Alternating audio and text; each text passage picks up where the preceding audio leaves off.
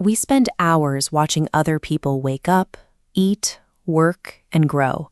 We observe the curated highlights of their routines until it feels like we are right there with them. We learn their habits and their preferences. Yet, if asked what we want to do with our own day, we often draw a blank. We end up living in what you could call a borrowed world, using someone else's life to fill the quiet, unwritten spaces in our own. Escaping this loop requires a deliberate physical process. We call it the Reality Reconnect routine. 4 steps designed to systematically log you out of that borrowed life and ground you back in your actual environment. This routine doesn't require you to delete your apps or treat the digital world as an enemy. It is simply about remembering that the screen is a tool to observe life, not a place to live it. Step 1 is the pause. The next time you find yourself deep in someone else's timeline, physically interrupt the action. Take your device and place it face down on the table. Immediately, things get quiet. That silence can feel abrupt, even uncomfortable. The constant feed of stories stops, leaving you with nothing to focus on except the physical room around you. That discomfort is the signal for step 2, decode the protagonist. We stop looking at the person on the screen and start analyzing what they triggered inside of us. Online, we only see 10% of someone's reality. The remaining 90%, we fill it in ourselves.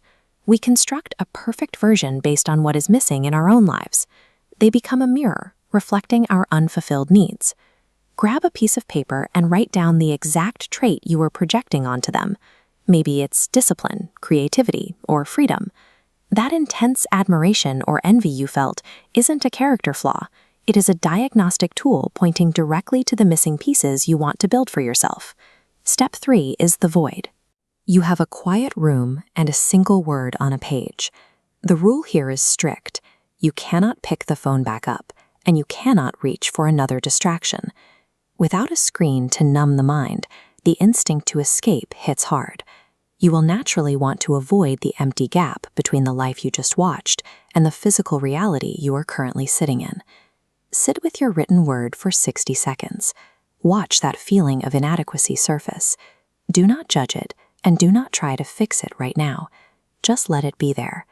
Letting go isn't a forceful push. In practice, it's the physical act of opening your hand and deciding to stop holding on. When you stop fighting the urge to be someone else, the tension breaks. The feeling of lacking something loses its grip and naturally begins to fade. The erratic pace of the screen world drops away. You start to notice the weight of your feet on the floor, the texture of your desk, the air moving through the room. Enduring this brief, uncomfortable, empty space is mandatory. It is the bridge you have to cross to go from passively consuming a borrowed life into actively generating your own. Step 4 is the micro-action. This is where we turn that abstract realization into physical momentum. The parameters for this action are precise. It must take place in the physical world, it must take under 3 minutes, and it must directly tie to the word you wrote down. If your word was discipline, you don't draft a 5-year plan. You wash the coffee cup next to you. If it was cozy home, you make your bed. If it was freedom, you step outside for a 2-minute walk. Life trajectory alters through physical execution.